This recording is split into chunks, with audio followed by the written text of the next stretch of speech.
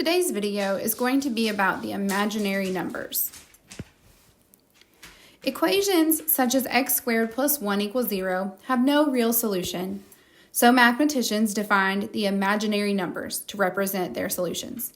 The imaginary unit, I, is defined as the square root of -1. This is useful when working with square roots of negative numbers. A pure imaginary number is written in the form bi, where b is the real number and I is the imaginary part. So we've learned how to do this a little bit differently. So even though this is correct, we're going to talk about it a little different.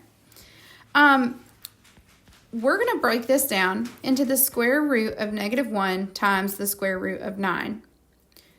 And we know that the square root of -1 is equal to I. We just learned that. And the square root of 9 is equal to 3.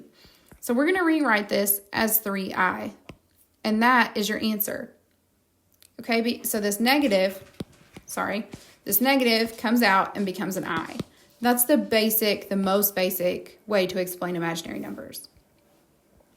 So on number 3, for example, we'll break this down into the square root of -1 times the square root of +5, because -1 times 5 is -5. The square root of -1 is I, and the square root of 5 is already in simplest radical form because it's not divisible by another perfect square, and it's not a perfect square itself. So this is just going to be written as I radical 5. For number 5, we're going to break it down into the square root of -1 times the square root of 32. Now, in this one, the square root of -1 is I, we know that, but we're going to have to break down the square root of 32 into two other square roots because 32 is divisible by a perfect square. It's divisible by 16, and 16 goes into 32 twice. So we bring down our I. The square root of 16 is 4, and the square root of 2 is just the square root of 2. So the proper form of this is 4I radical 2. When we use this to solve equations, it's really much simpler than you think. You're just solving for x. So x squared is going to equal -81.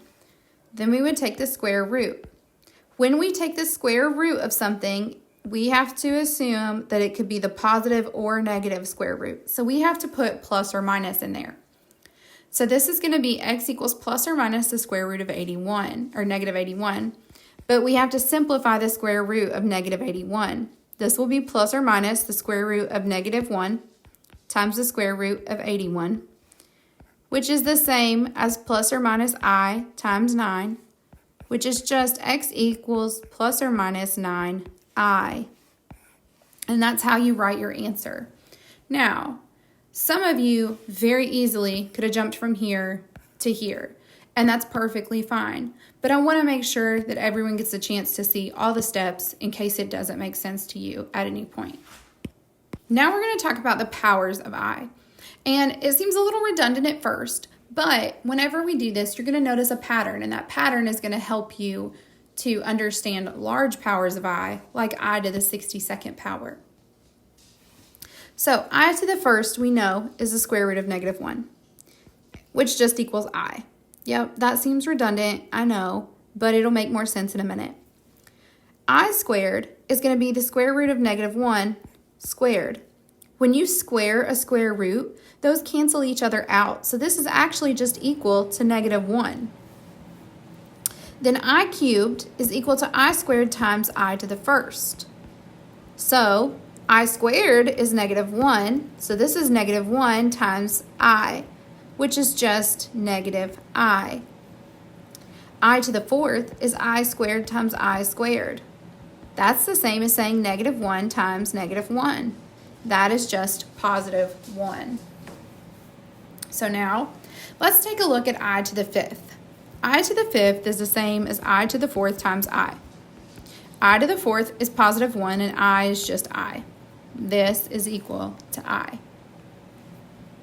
I to the sixth is the same as I to the fourth times I squared. I to the fourth is +1. I squared is -1. So this is going to equal -1. I to the 7th is the same as I to the 4th times I cubed. This is the same as positive 1 times negative I, which is just negative I. I to the 8th is the same as saying I to the 4th times I to the 4th. This is the same as 1 times 1, which just equals 1.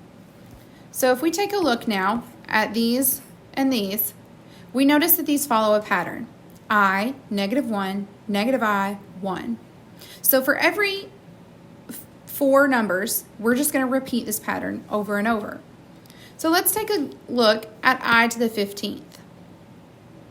If we were to take I to the 15th power and just follow this pattern, we would go 1, 2, 3, 4, 5, 6, 7, 8, 9, 10, 11, 12, 13, 14, 15.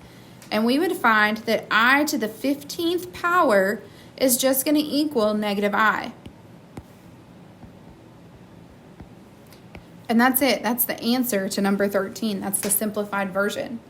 So if we were going to do I to the 62nd power, we would notice that 1, 2, 3, 4, 5, 6, 7, 8. I don't want to count to 62. So if 8 hits here, 12 will hit here, 16, 20, 24, 28, and we'll keep going in increments of 4. So if we look at 62, the closest increment of 4 is the number 60. Okay, so 60 will hit here because it's an increment of 4. So here is 60, then 61, 62. So 62, I to the 62nd power, is equal to negative 1.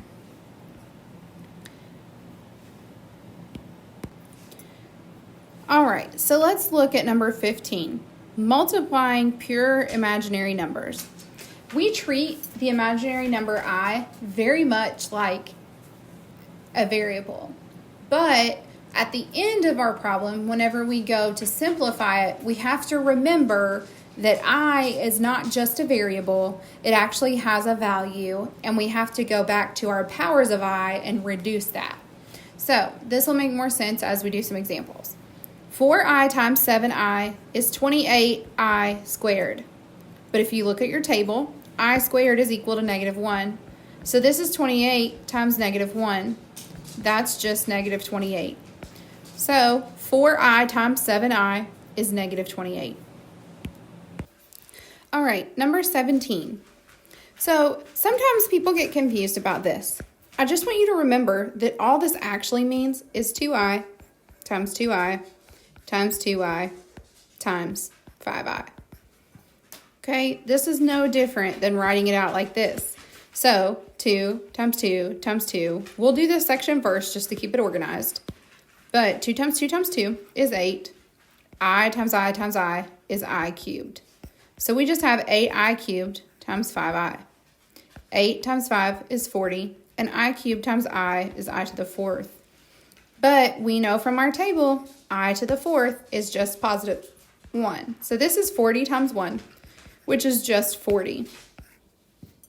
So 2i cubed times 5i is 40. All right, number 19. This is one I want to use to teach you something new. We have always been told that the square root of m times the square root of n equals the square root of mn. But this is only true for positive numbers. You cannot do it whenever either of these is negative. Okay? So what we have to do is take the I out of these, or take the negative out before we start. So we know that if there's a negative in here, that's going to come out as an I. So we have I square root of 18 times I square root of 10. Now, both of our radicals have positive numbers underneath, and we can multiply these. So this is going to equal I squared times the square root of 180. And if we multiply these before we simplify them, then we only have to simplify once.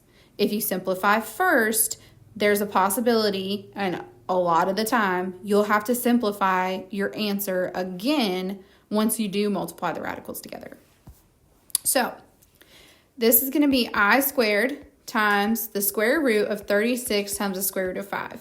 because 180 divided by 36 is 5, and 36 is a perfect square. So I squared times 6 times square root of 5. Now, we know from our table that I squared has a value. This should tell you that any time that I has an exponent attached, that means your answer is not simplified. I should never be represented with an exponent in a final answer because every power of I is either equal to 1 or -1 or I or negative I. You should never leave a power on I in a final answer. So I squared is -1 times 6 times square root of 5. This is going to give you -6 radical 5. And that is our final answer. All right, that's all for today. Thank you so much for listening. I hope you have a great day.